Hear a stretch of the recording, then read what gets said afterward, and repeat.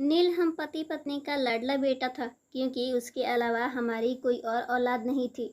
मेरा पति अपने बेटे की हर बात मानता था और बदतमीजी नील की रग रग में बस चुकी थी।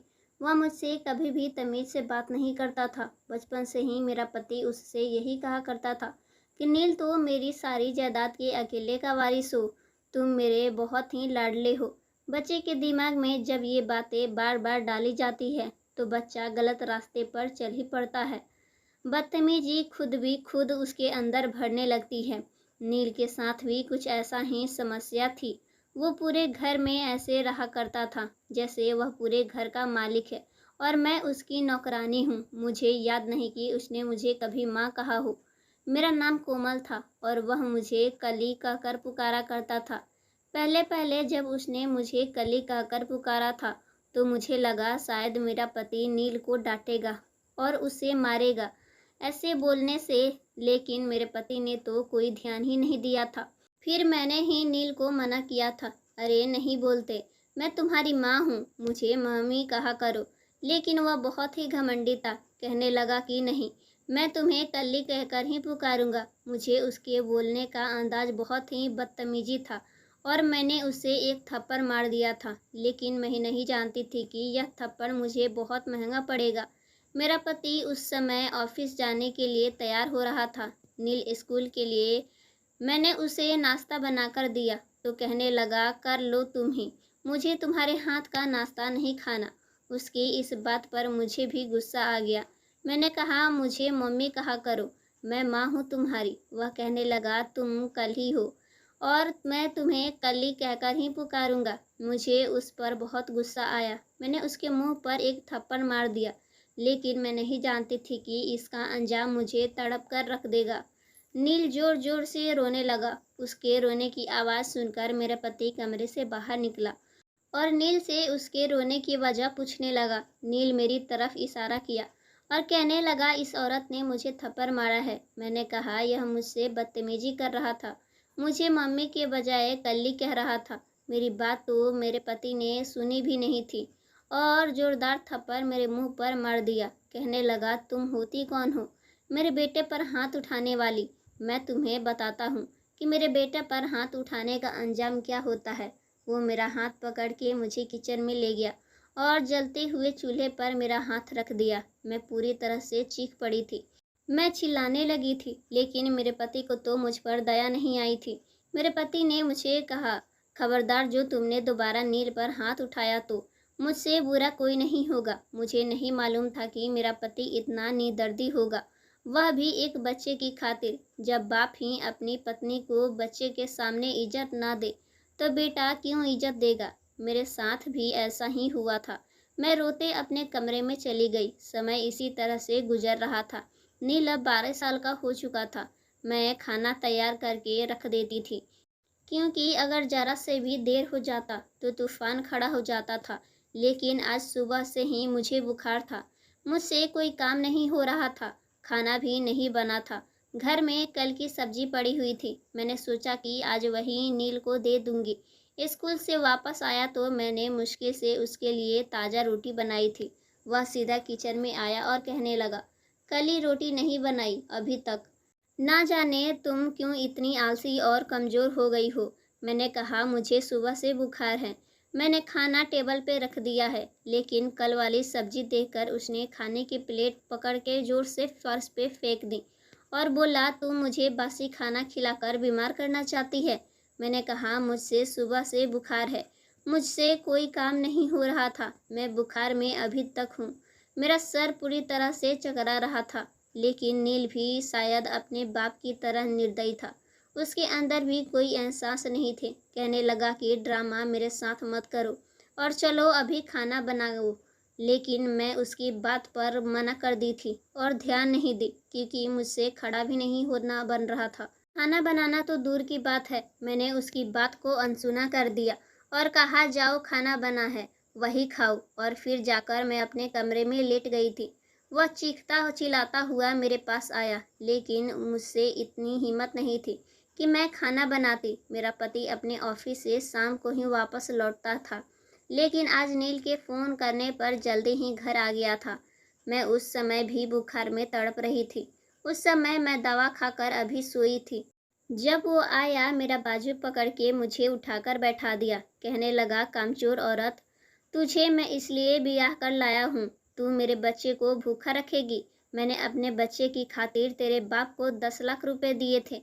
यह कहकर वह मुझे बालों से पकड़ के किचन में ले गया। मेरा तो बुखार से बुरा हाल था, सर चकरा रहा था। मैं घसकती हुई किचन में चली गई थी और मुश्किल से बोली कि मुझे बहुत तेज बुखार है, मुझे तो चला भी नहीं जा रहा है, मैं खाना कैसे बनाऊंगी। मैं अभी सिर्फ इतना ही बोली पाई थी, इसके आगे मुझे बोलने का मौका ही नहीं दिया था। और फिर इतना कहकर उसने मेरे बालों पर हाथ रख दिया और फिर मेरे चेहरे पर एक के बाद एक थप्पड़ मारने लगा।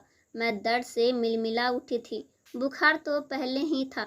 जब पति ने मुझ पर हाथ उठाया तो दर्द की टीस मेरे पूरे बदन में उठ पड़ी थी और मैं चीख मार कर बेहोश हो गई थी। उसके बाद पति कितनी देर तक मुझे मारता रहा, मुझे कुछ याद नहीं। जब आंख खुली तो देखा कि मैं ऐसे ही फर्श पे गिरी पड़ी हूँ।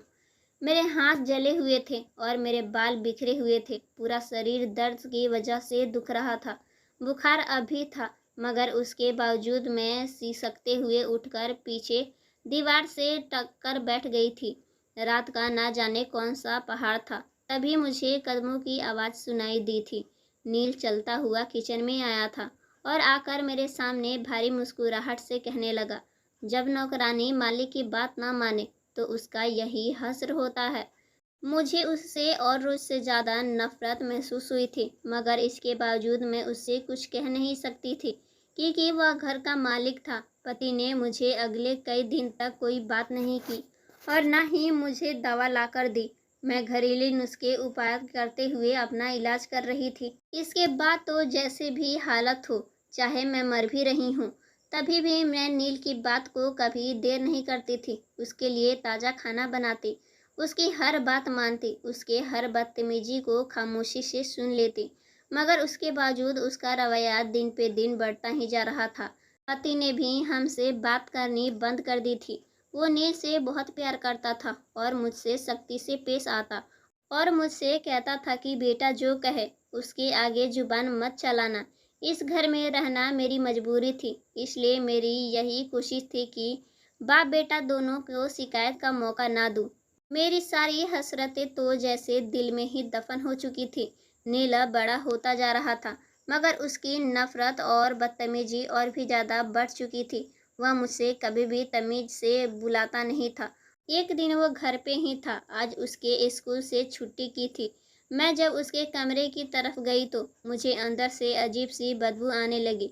मेरे रोंगटे खड़े हो चुके थे। मैंने एक झटका से दरवाज़ा खोला तो नील अंदर बैठा हुआ था और उसके हाथ में सिगरेट थी।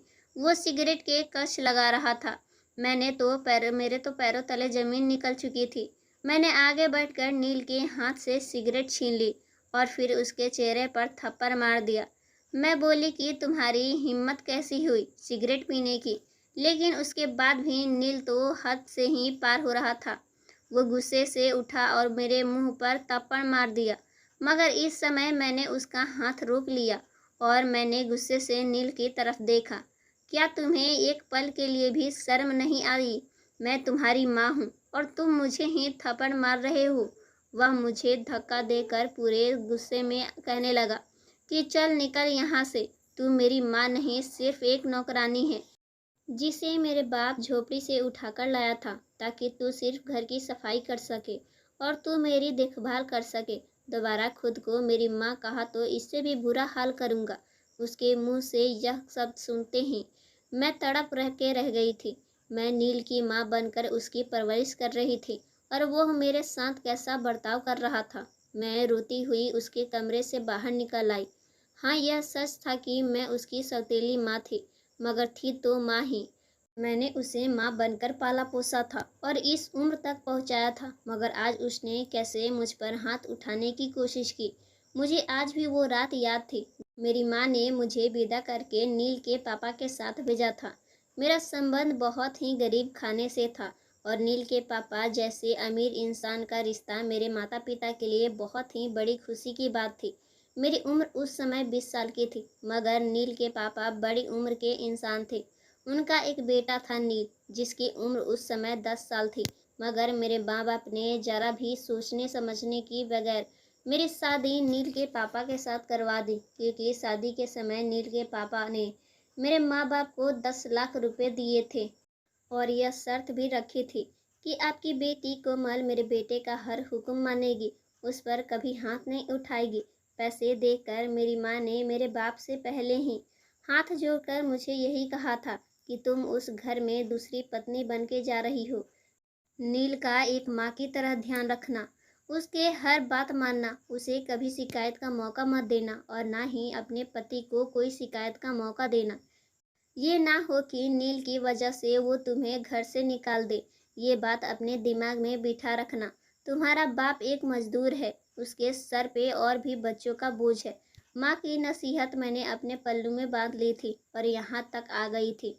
और शादी की रात जब मैं दुल्हन बनी, अपने पति का इंतजार कर रही थी, वह कमरे में आया नहीं था, क्योंकि नील उन्हें बिना मतलब की जिद करके अपने पास सुला चुका था। वह कुछ देर के बाद मेरे पास आए और हमने अभी कुछ बातें करनी शुरू ही की थी, तो फिर एक बार झटके से नील दरवाज़ा खोलकर अंदर दाखिल हो गया था और जिद करते हुए अपने पापा को अपने साथ ले गया। मुझे मेरे पति ने कभी यह नहीं कहा था कि तुम मेरी पत्नी हो, यह घर तुम्हारा भी है, तुम इस घर की मालकिन हो। और कहा था तो बस यही कि यह घर और मेरा सब कुछ मेरे बेटे नील का है और वो इस घर का मालिक है। और आज इस मालिक ने मुझे मेरी हैसियत याद दिला दी थी। शाम को जब मेरा पति घर आया तो मैं नील की सारी हरकतें सब बता दी थी, उन्हें साफ शब्दों में बताया था। मगर नील तो उनके सामने साफ मना कर चुका था, कहने लगा कि पापा ऐसा कुछ भी नहीं है, ये औरत जानबूझकर मुझ पर इल्ज़ाम लगा रही है। नील के पापा को कुछ शक हुआ तो उन्होंने कमरे की तलाशी ली, मगर वहाँ पर भी कुछ भी नहीं मिला और वो उल्टा मुझ पर ही चीख पड़े और मुझे बातें सुनाने लगे। कहने लगे, अगली बार मेरे बेटे के खिलाफ बात करने के पहले 100 बार सोचना, नहीं तो मुझसे बुरा कोई नहीं होगा। मैं तुम्हें अपने बेटे की देखभाल के लिए यहाँ लाया था और तुम्हें इस घर से निकालने में 1 मिनट की भी देरी नहीं लगेगी। मैं बहुत तंग आ चुकी थी, मुझे अब और ज़्यादा यह सब कुछ बर्दाश्त नहीं होता था। मगर मेरे माँ बाप ने मुझे अकेला छोड़ दिया था, उन्हें मेरी कोई चिंता नहीं थी। मुझे सब कुछ देखकर भी खामोश रहना पड़ता था। यूं ही समय तेजी से गुजर गया और नील जवान हो गया था, तो बस नौकरानी बनकर मैं रह गई थी। लेकिन एक दिन भगवान ने मेरी सुन ली। नील 16 साल का था कि जब मैं उम्मीद से हो गई। उस दिन तो मेरी खुशी का कोई ठिकाना ही नहीं था। भगवान ने मेरी गोद भर दी थी। मेरा अपना बच्चा अगर हो जाता तो शायद मेरे पति के दिल में भी मेरे लिए अहमियत बढ़ जाती। यह सोचकर मैं खुश हो गई थी और यह खबर सुनकर मेरा पति भी खुश हुआ था। उसका रवैया भी मेरे साथ अच्छा हो गया था। लेकिन यह बात नील को बहुत बर्दाश्त नहीं हुई। वह मुंह सुझाए बैठे हुआ था, लेकिन मैंने भी उसकी परवाह नहीं की थी। एक दिन मैं दोपहर को सोची कि रात के लिए खाना बना लूं, लेकिन जैसे ही किचन में दाखिल हुई तो बुरी तरह से मेरा पैर फिसल चुका था और अगले ही पल मैं मुंह के बल जोर से गिरी थी, क्योंकि किचन में किसी ने पहले से ही तेल गिरा दिया था, जिसकी वजह से मेरा पैर फिसल गया था।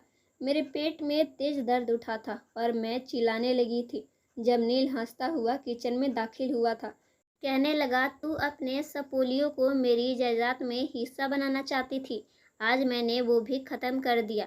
ये सब कुछ सिर्फ और सिर्फ मेरा है और किसी का भी नहीं। मैं कुछ भी देने के लिए तैयार नहीं हूँ। मैं वहीं पर पड़ी रही। नील बाहर चला गया था। पति घर आया तो मुझे लेकर डॉक्टर के पास गया। मेरा बच्चा खत्म हो चुका था। यह दिन मैं बहुत रोई थी। इसका इल्ज़ाम भी मेरे पति ने मुझ पर ही लगाया था कि तू डर कर काम नहीं करती है। कुछ समय गुजर गया और नील अब 19 साल का हो चुका था और उसकी आदतें अब और भी ज़्यादा बढ़ चुकी थी।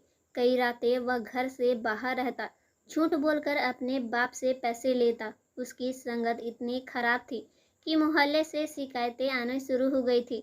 मगर नील के पापा को तो उस पर अंधा विश्वास था। मेरी जिंदगी में खुशियाँ तो वैसे भी नहीं थी, बस एक और उम्मीद के सहारे जी रही थी कि कभी तो भगवान मुझे खुशी देगा। लेकिन ये उम्मीद भी भगवान ने छीन ली। एक दिन एक कार एक्सीडेंट में मेरे पति की मौत हो गई। जब तक उसका साया मेरे सर पे था, मैं खुद को सुरक्षित महसूस करती थी। वह जैसे भी थे, मेरे पति थे और मैं उस घर में सुरक्षित थी। मगर अब उसके जाने के बाद मैं बिल्कुल अकेली हो चुकी थी। नील तो वैसे भी मेरा कुछ था ही नहीं। वो भला क्या मुझसे मोहब्बत करता? अपने बाप के मरने के बाद भी उसे जरा भी दुख नहीं हुआ था। वह तो अब अपने बाप के पैसों से जिंदगी मज़े से लूट रहा था और मुझसे और भी ज़्यादा बदतमीजी करने लगा था। और एक दिन उसने कुछ ऐसा किया जिसके बारे में मैंने कभी सोचा भी नहीं होगा।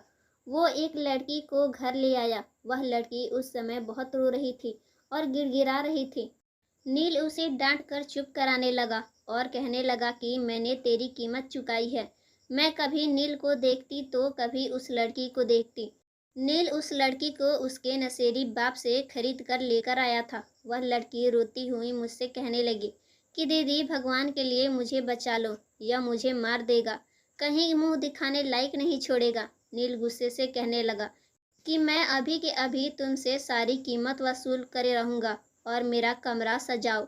लेकिन मैं किसी तरह उस लड़की को बर्बाद नहीं होने देना चाहती थी। नील का दिल उस लड़की पे आ गया था।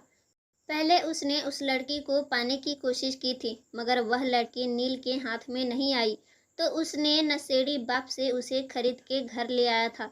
नील हद तक कर चुका था। मैं सोच भी नहीं सकती थी। मैं उस लड़की को नील से छुड़वाकर अपने पास रख लिया और गुस्से से कहने लगी कि मैं तुम्हें इस लड़की के साथ ज़बरदस्ती हरगिज नहीं करने दूंगी। जाकर इसी वक्त इसे घर छोड़ के आओ, वरना मुझसे बुरा तुम्हारे लिए कोई नहीं होगा। पर नील हद पार कर चुका था। वह मेरे पास आकर बोला, क्या करेगी तू? तू कर भी क्या सकती है? तुझे भी तो मेरे बाप खरीद कर ही लाया था। तू मुझे धमकी देगी? इतना कहकर नील पास आया। चुपचाप लड़की को इधर कर मैंने नील को हटाया और कहा कि मैं तुम्हें इस लड़की के साथ ज़बरदस्ती हरगिज नहीं करने दूंगी। अगर तुमने इसके साथ ज़बरदस्ती की तो मैं पुलिस को बुला लूंगी। मगर नील तो जैसे आग बबूला हो चुका था। मुझे बाजू से पकड़ के बोला, तेरी इतनी हिम्मत कि मेरे सामने जबान लड़ाती है? आज मैं तेरा बुखार उतारूंगा। जब तक दुनिया कायम रहेगी तेरी जैसी औरत याद रखेगी। मैं लड़कियों से देखने लगी थी। इससे पहले मुझे पकड़ के कमरे में ले गया और धक्का देकर सामने बेड पे गिरा दिया। मैं हैरान उसे देखती रही। आखिर वह करना क्या चाहता है? और वह मेरे पास आया और अपने शर्ट के बटन खोलने लगा। बोला कि अब देखना मैं तुम्हारा क्या हाल करता हूँ। तुम सारी जिंदगी किसी को मुंह दिखाने के काबिल नहीं रहोगी। उसके लिए घिनौना शब्द सुनकर मेरी जान निकल चुकी थी। आखिर वो ऐसा सोच भी कैसे सकता था? मैं उठकर उसकी तरफ देखने लगी और एक झनकदार थप्पड़ मैंने उसके चेहरे पर दे मारा था। वो बिलमिला उठा था। मैं उसके चेहरे पर थूक कर बोली कि शर्म करो, मैं तुम्हारे लिए माँ का स्थान रखती हूँ। अंधे मत बनो। तुम कितने घटिया इंसान हो। खुद को इस हद तक मत गिराओ कि नर्क में भी तुम्हें जगह ना मिले। नील हैरान हो चुका था। उसकी आंखों में तो जैसे खून उतर चुका था। फिर उसने मुझे अपनी पकड़ में ले ली, मेरे साथ जोर जबरदस्ती करने लगा। वह सोचकर ही मेरे रोंगटे खड़े हो चुके थे। उस पर तो जैसे किसी बात का असर नहीं हुआ था। मैं सौतेली माँ ही सही, मगर उसकी माँ तो थी न, उसके स्वर्गवासी बाप की पत्नी थी। मैंने जैसे तैसे उसे खुद से दूर किया, कमरे से बाहर निकलना चाहा, मगर उसने दोबारा मुझे पकड़ लिया, मेरे साथ ज़बरदस्ती करने लगा। लेकिन मैं इतनी जल्दी हार मानने वाली नहीं थी। मैंने आज तक अपने माँ बाप की बहुत इलाज रखी थी, बहुत जुल्म सहे थे, मगर कभी किसी के शिकायत का मौका नहीं दिया था। लेकिन आज नील जैसे दरिंदे इंसान को सबक सिखाना जरूरी था। मैं फौरन हिम्मत करते हुए सामने टेबल पे मौजूद कांच का गुलदस्ता उठाया और नील के सर पर दे मारा। मैंने उसके सर पे कई बार वार किया। वो जमीन पर गिर पड़ा था। उसके सर से में कांच चुभ गए थे। मैं हंसती हुई नील को देखते हुए बोली, तू क्या है? एक गंदी नाली का कीड़ा, जैसे पैदा होने से पहले ही मर जाना चाहिए था। नील जमीन पर गिर पड़ा था और तड़प रहा था और मदद मांग रहा था। नील की अब से लेकर बचपन की सारी बातें मेरी दिमाग में आने लगी थी, किसी फिल्म की तरह घूमने लगी थी। मैंने एक नज़र अपने शरीर पे डाली। बिखरे बाल और कपड़े हर जगह से फट चुके थे। थोड़ी देर में नील की शरीर ठंडा हो चुका था। वह अपनी असली जगह पर पहुंच चुका था। वह अपनी असली जगह जा चुका था। थोड़ी देर में पुलिस आ गई। नील के केस के जुर्म में मुझे जेल जाना पड़ गया था। 2 महीने बाद जब जज ने मुझे अपना फैसला सुनाया था कि मैंने अपनी इज्जत बचाने के लिए जो कुछ भी किया था वो ठीक किया था। नील जैसे इंसान के साथ ऐसा ही होना चाहिए था। जिस लड़की को नील लेकर आया था वो वापस अपनी माँ के घर जा चुकी थी। मैं आज अकेली रहती हूँ। मेरे माँ बाप ने आज तक मेरा पता नहीं किया। उन्होंने मुझे 10 लाख में बेच दिया था। मैं आज तक बहुत रोती हूँ। अपने माता पिता के पास जाना चाहती हूँ, मगर यह बात सोच के डरती हूँ कि वह मुझे फिर से बेच देंगे। नील अपने बाप की सारी दौलत खत्म कर चुका था। अब मेरे पास सिर्फ यही घर बचा था जिसमें मैं रहती थी। जिंदगी का अकेलापन मुझे काट खाने को दौड़ता था। मैं भगवान से रो रो कर अपने लिए प्रार्थना करती थी कि मैंने ऐसा कौन सा पाप किया है जो मुझे यह सजा मिल रही है। भगवान को भी मुझ पर दया आ गई थी। जिस लड़की को मैंने नील से बचाया था, एक दिन वह अपने माँ के साथ मेरे पास आई थी। उसने बताया कि उसका नशेड़ी बाप कहीं गिर पड़ा और फिर वो इस दुनिया से चला गया। आज वह लड़की, उसका भाई और उसकी माँ अकेले रहते हैं। वो लड़की जिसका नाम नीलम था, वह अपने भाई का रिश्ता मेरे लिए लेकर आई थी, लेकिन मैं किसी भी तरह से शादी करना नहीं चाहती थी। उसका भाई देखने में अच्छा खासा स्मार्ट और उम्र से 29 साल का था, जबकि मेरी उम्र 21 साल हो चुकी थी। वह मुझे से 2 साल छोटा था, लेकिन उसकी माँ ने मेरे आगे अपनी झोली फैला दी। कहने लगी कि तुम जैसी औरत अगर मेरी बहू बनेगी तो मेरे लिए तो भाग्य की बात है। मेरी भाग्य ही खुल जाएगी।